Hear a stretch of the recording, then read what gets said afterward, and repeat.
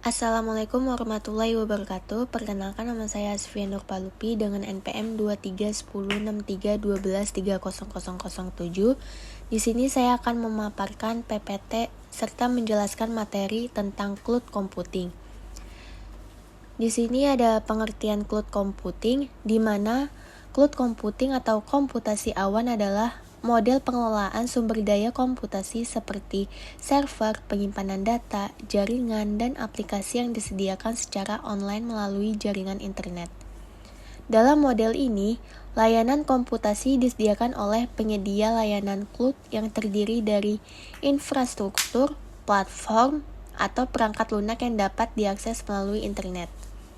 Lalu di slide selanjutnya ada sejarah dan perkembangan cloud computing, di mana hal yang mendasari konsep cloud computing berawal pada tahun 1960-an saat John McCarthy, pakar komputasi MIT yang dikenal juga sebagai salah satu pionir intelijensi buatan, menyampaikan visi bahwa suatu hari nanti komputasi akan menjadi infrastruktur publik seperti listrik dan telepon.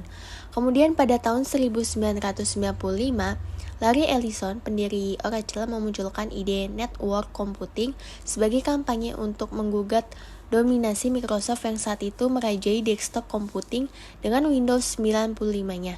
Larry Ellison menawarkan ide bahwa sebetulnya user tidak memerlukan berbagai software yang dijejalkan ke dalam PC desktop mereka. Namun akhirnya, gaung network computing ini lenyap dengan sendirinya. Selanjutnya adalah kehadiran konsep ASP atau Application Service Provider di akhir era 90-an. Seiring dengan semakin meningkatnya kualitas jaringan komputer, memungkinkan akses aplikasi menjadi lebih cepat. Popularitas cloud computing semakin menjulang saat di awal 2000-an.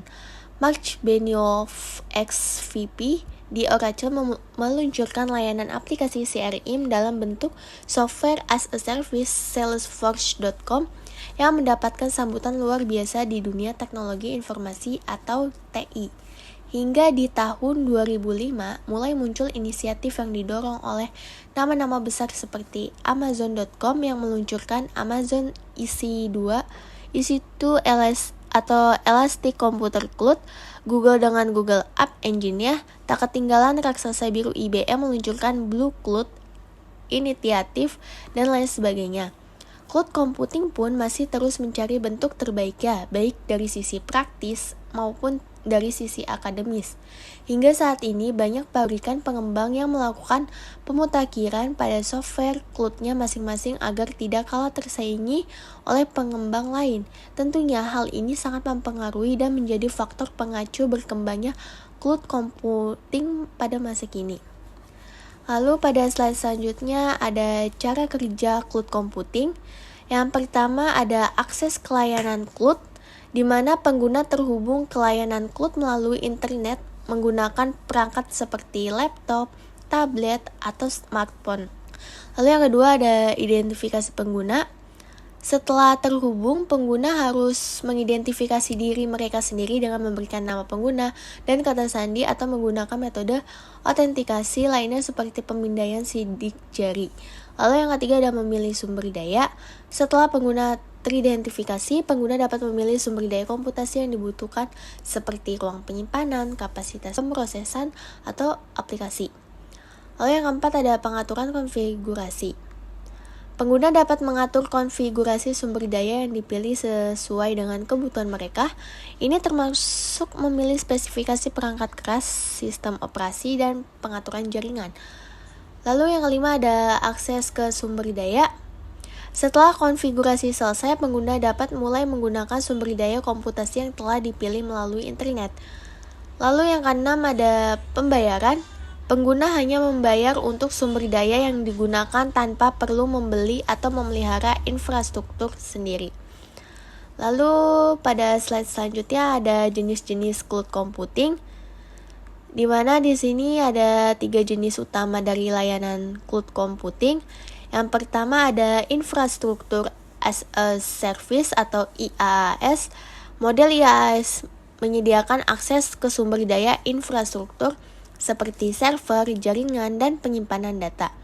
Dalam model ini, penyedia layanan cloud menyediakan infrastruktur secara virtual dan pengguna dapat memilih sumber daya yang dibutuhkan sesuai kebutuhan bisnis mereka.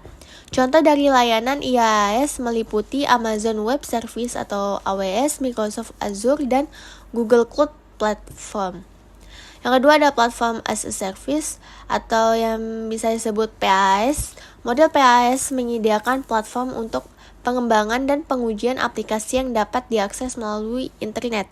Dalam model ini, penyedia layanan cloud menyediakan platform seperti sistem operasi, database, dan bahasa pemrograman yang memungkinkan pengembang aplikasi untuk membangun dan menjalankan aplikasi bisnis mereka.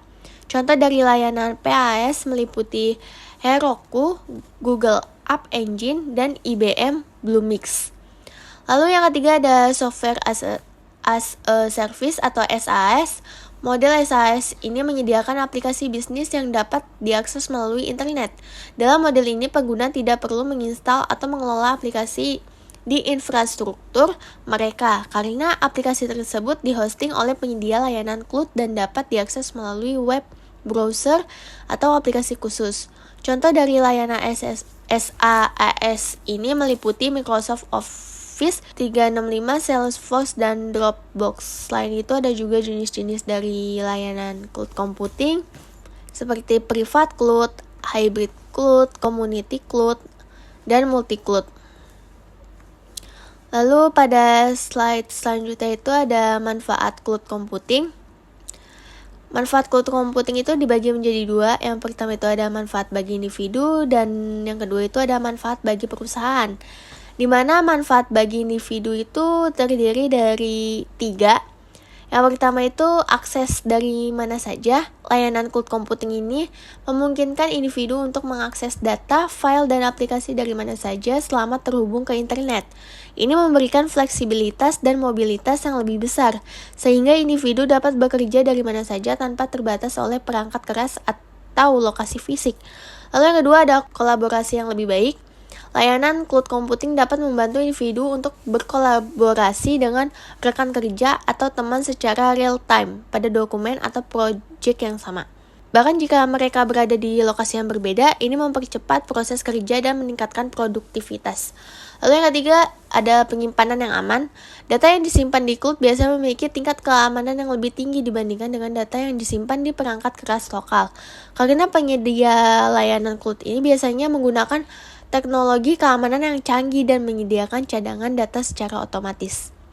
Lalu yang kedua itu ada manfaat bagi perusahaan yang terdiri dari 5. Yang pertama itu ada efisiensi dan fleksibilitas.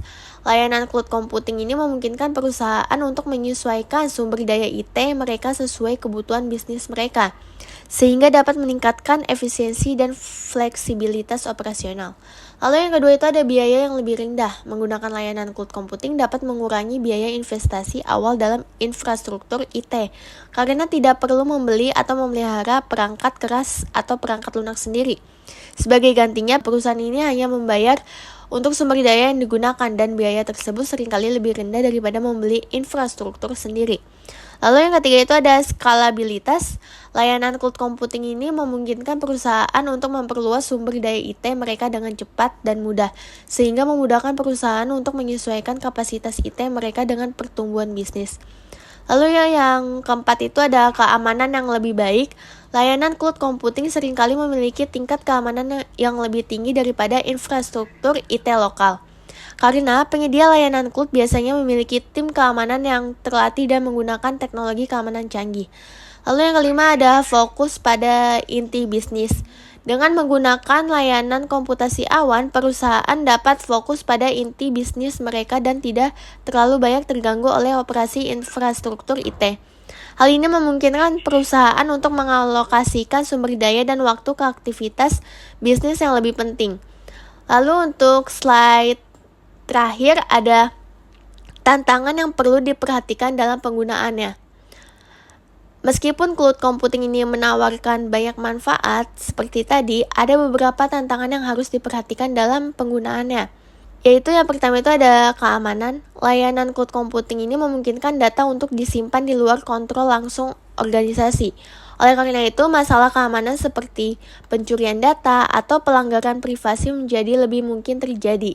Penting bagi perusahaan untuk memastikan bahwa penyedia layanan cloud yang mereka gunakan memiliki kebijakan keamanan yang ketat dan cukup meyakinkan. Lalu yang kedua itu ada ketersediaan.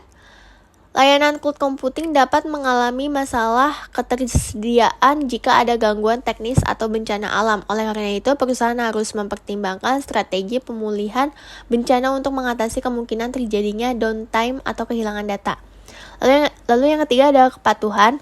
Banyak industri dan negara memiliki persyaratan regulasi yang ketat untuk pengelolaan data seperti GDPR di Uni Eropa atau HIPAA di Amerika Serikat. Perusahaan harus memastikan bahwa penyedia layanan cloud mereka memenuhi persyaratan regulasi tersebut. Lalu yang keempat adalah kontrol. Ketergantungan pada layanan cloud computing dapat menyebabkan hilangnya kendali atas sumber daya IT organisasi. Oleh karena itu, perusahaan harus mempertimbangkan kebutuhan dan kemampuan mereka untuk mengelola dan mengendalikan sumber daya IT mereka sendiri. Lalu yang kelima ada biaya. Meskipun biaya investasi awal dapat berkurang dengan penggunaan layanan cloud computing, biaya penggunaan layanan dapat meningkat seiring dengan meningkatnya penggunaan. Perusahaan harus mempertimbangkan biaya jangka panjang dan memperkirakan penggunaan layanan cloud computing mereka agar dapat mengelola biaya dengan efektif. Lalu yang kedua ada ketergantungan pada penyedia layanan. Perusahaan harus mempertimbangkan risiko ketergantungan pada penyedia layanan cloud. Jika perusahaan terlalu bergantung pada penyedia layanan cloud, mereka dapat kehilangan fleksibilitas dan kontrol atas sumber daya IT mereka jika terjadi perubahan dalam kebijakan penyedia layanan atau masalah teknis yang tidak dapat diatasi. Maka dari itu, akan lebih baik dan bijak apabila kita selektif dalam memilih penyedia layanan komputasi awan yang aman untuk bisnis kita. Sekian yang dapat saya sampaikan, kurang lebihnya mohon maaf. Wassalamualaikum warahmatullahi wabarakatuh.